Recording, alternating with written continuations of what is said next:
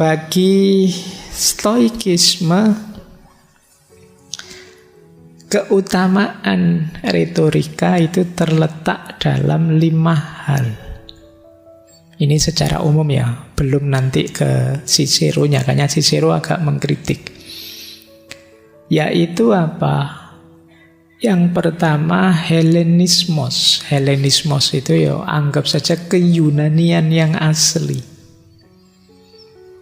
Kalau kita di Indonesia berarti mampu bicara dengan bahasa Indonesia yang baik dan benar. Jadi ngomongnya tertib. Yang kedua, Savenia. Savenia itu kejelasan. Kalau ngomong jelas, orang mudah paham. Nah, kan banyak orang itu ngomong bulet. Sudah capek-capek tapi tidak ada yang paham. Nah, itu harus latihan. Kalian juga latihanlah bicara yang efektif, jelas. Yang ketiga, simple, ringkas, tidak bertele-tele. Kalau perlu 5 kata ya pakai 5 kata saja. Kalau butuh 1 kalimat perlu 1 kalimat. Tidak usah ditambah jadi 3 kalimat. Kalau 1 halaman cukup ya 1 halaman saja. Jangan kadang-kadang mahasiswa nulis skripsi itu, ini sudah 40 halaman Mbak, sudah habis anunya, sudah cukup belum, minimal skripsi itu 70 misalkan, terus kamu panjang-panjangkan jadi 70. Entah nyari di mana nambah apa, ya ceramah, ya khotbah dilebokke kabeh. Akhirnya gagasan utamanya hilang. Tidak simple. Saya pernah ke luar negeri itu, ada proposal disertasi yang hanya 5 halaman. Simple sekali ngomong. Ini alasannya apa, dasarnya apa, problemnya apa, simple. Tapi di sini saya lihat ada proposal itu yang sampai 50-60 halaman. Lah iki lah podo sak skripsi. Entah ngomong apa saja di situ, ndak ringkas, tidak to the point. Jadi bahasa yang baik, jelas, ringkas, kemudian sesuai. Jadi ingin ngomong apa, keluarnya ya seperti itu. Kemudian yang kelima, distinct. Distinct itu kan khas, tidak membosankan, unik, berbeda dengan yang lain. Jadi kalau ingin ngomong yang baik, bicaralah dengan bahasa yang baik, kemudian jelas, tidak bertele-tele, ringkas, kemudian sesuai dan unik, khas. Maka ketika kalian ngomong, orang mendengarkan. Panjang lebar tapi tidak fokus, tidak jelas, ngalur ngidul, temanya apa, yang diomongkan apa, dan tidak unik, tidak khas. Itu kemungkinan ya kalian tidak dapat apa-apa, tidak bisa memberi apa-apa. Latihan ya, apalagi yang mahasiswa-mahasiswa. Kan sebagian besar ilmunya mahasiswa itu kan disalurkan, dibagikan lewat kemampuan bicara. Jadi latihan tidak bulat, latihan ngomong yang jelas, yang to the point. Nulis juga begitu. Kan banyak orang nulis itu muter-muter tidak karu-karuan, to the point saja. Banyak mahasiswa tanya ke saya, Pak, memulai nulis itu kayak gimana sih Pak? Saya gagasannya sudah tahu, sudah ngerti. Tapi awalnya gimana ya Pak? Ya sudah, nggak usah mikir awal, ya gagasanmu apa, sampaikan, sudah. Loh Pak, nanti kan harus ada pendahuluannya, ada itunya. Yes, nanti dipikir belakangan lah gagasanmu, daripada hilang tulisan dulu. Karena kadang-kadang teman-teman nulis itu wis ngedep laptop itu terus, ini awalnya gimana ya, nanti diawali. Terus malah lebih sulit mikir pendahuluannya daripada isinya. Ya nantilah kalau mau dikasih pendahuluan entah kemana, tapi yang penting punya gagasan dulu, intinya apa. Nah, kata orang Stoik ada 2. Kalau keutamaan tadi 5. Kalau yang aspek keliru-keliru, salah-salah secara umum ada 2. Yang pertama barbarisme. Barbarisme itu ngomong yang melanggar norma. Benar sih tapi tidak etis. Benar sih tapi tidak sopan. Itu barbarisme. Jadi daya persuasinya jadi rendah. Orang ngomong itu kan untuk menarik orang, menggerakkan orang. Ya mungkin isinya luar biasa, tapi begitu yang keluar tidak sopan, tidak patut, istilahnya barbaris tadi ya, kemanfaatan dan daya persuasinya pasti jauh berkurang. Banyak orang terdistraksi oleh retorikanya, oleh cara mengucapkannya yang buruk. Nah, itu namanya barbarisme. Yang kedua, ya kalau bahasa anunya solekisme, soloikismos. Solekisme itu bukan tukang bersoleh apa anak soleh. Solekisme itu tata bahasanya hancur. Predikatnya mana, subjeknya mana, tidak jelas. Ini namanya solekisme. 2 ini kata orang-orang Stoik tidak bagus untuk retorika. Jadi kalau bisa 5, hindari yang 2. Ini secara umum ya. Nah, gayanya Stoik tadi terus dikritik oleh Cicero. Bukan apa-apa, karena filosofinya Stoik itu kan agak defensif. Dikritik oleh Cicero begini, makanya banyak orang yang bertanya, apa iya sih Cicero itu sepenuhnya seorang Stoik? Karena secara umum dia hanya ikut etiknya, di banyak isu dia punya pandangan sendiri. Cicero ini kaya raya, pejabat, aktivis. Jadi kalau sepenuhnya Stoik agak sulit memang. Stoik itu kan agak defensif, agak pasif. Nah, kata Cicero, retorikanya orang Stoik itu terlalu idealistik, kurang semangat, kurang berapi-api orang Stoik itu. Orang Stoik itu kan emosinya sulit kelihatan. Orang Stoik itu sedih ya diterima saja, senang ya diterima, tidak masalah. Sunatullah itu hidup itu ada senang, ada sedih. Itu kan tidak kelihatan. Senang tidak kelihatan, sedih tidak kelihatan. Disakiti orang ya kalau orang Stoik, kalau saya tidak merasa sakit mau apa? Jadi wajahnya datar. Dan itu secara retorika ya bagi Cicero tidak bagus. Retorika itu kan ngomong berapi-api. Kalau intonasinya tinggi ya sambil melotot-lotot, sambil mengangkat-ngangkat tangan nanti. Retorikanya bagus. Jadi kalau kayak saya gini ngomongnya datar, kamu ngantuk. Ini termasuk yang dikritik Cicero mungkin ya, ngaji filsafat ini. Kurang semangat Pak, kurang, terlalu idealistik. Jadi ini berarti mengkritik kita juga.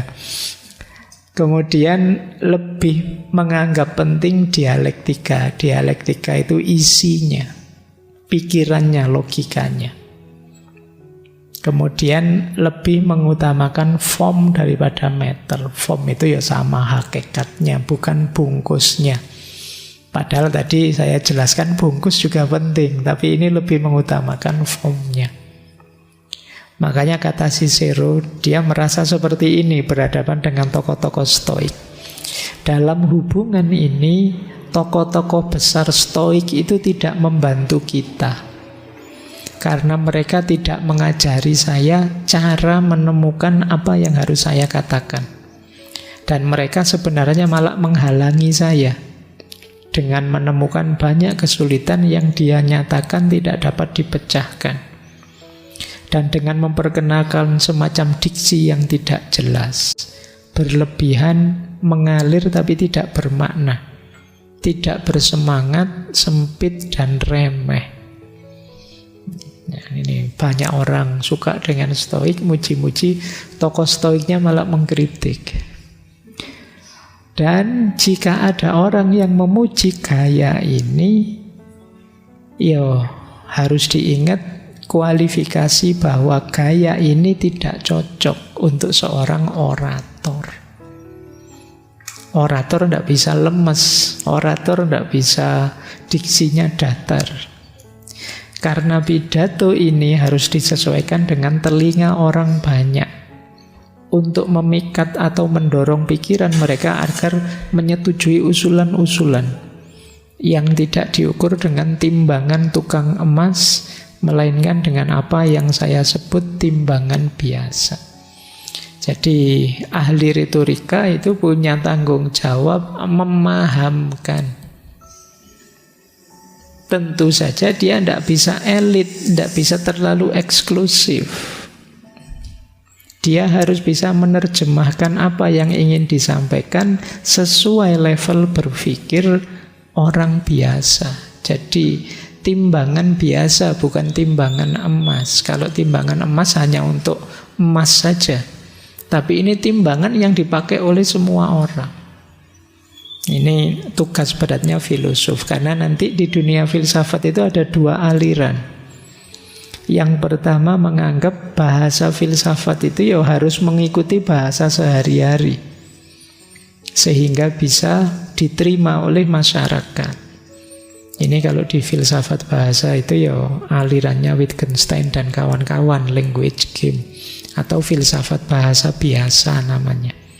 Tapi nanti ada madhab analitik, positivisme logis yang bilang, bahasa filsafat biarkan seperti adanya, yang elit, yang eksklusif, yang khas. Karena kalau mengikuti bahasa sehari-hari nanti kacau.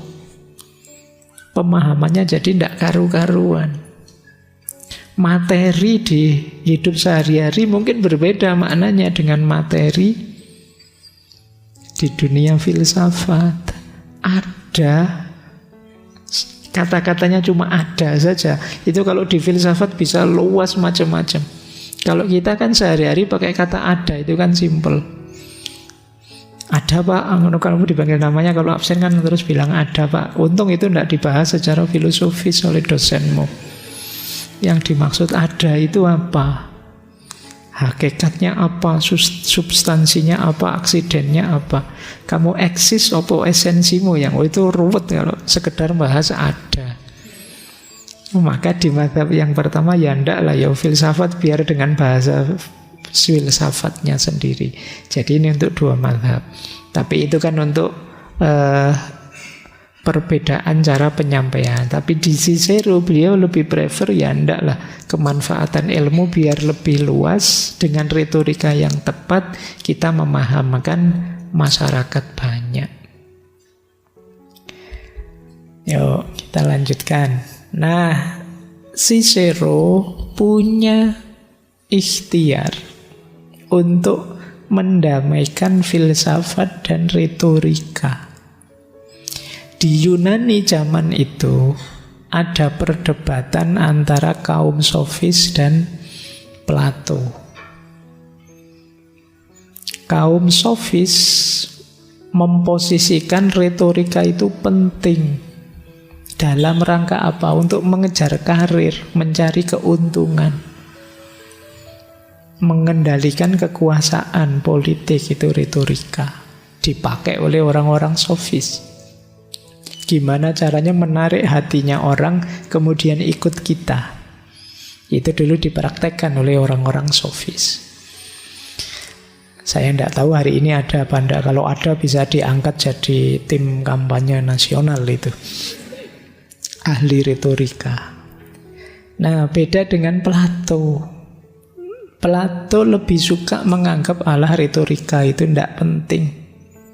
Persis kayak kita. Kita kan sering pakai istilah itu. Cuma retorika, tidak ada kenyataannya. Kan kita sering begitu. Sama seperti Plato. Plato juga bilang begitu. Kalau kita mengikuti orang sofis, kata Plato, bahaya malahan. Kita tidak ketemu kebenaran, kita tidak ketemu kebijaksanaan. Nah, ini dua hal yang jadi ada dua mazhab yang berbeda. Terus Cicero masuk, kata Cicero, dua-duanya keliru. Karena memisahkan kebajikan dan retorika.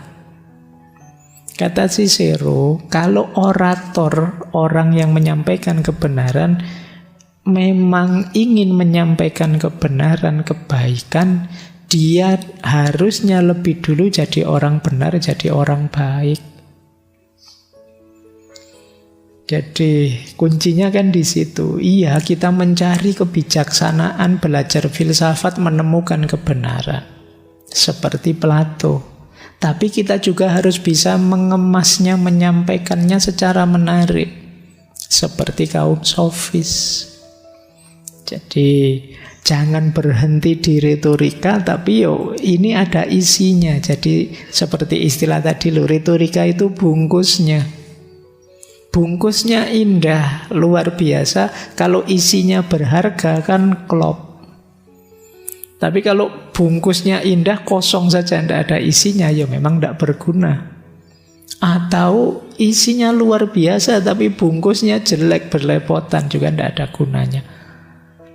Saya paham Pak, ini saya ngerti, ini wawasan baru yang penting, yang tinggi. Ya coba kamu sampaikan. Gimana ya Pak menyampaikannya?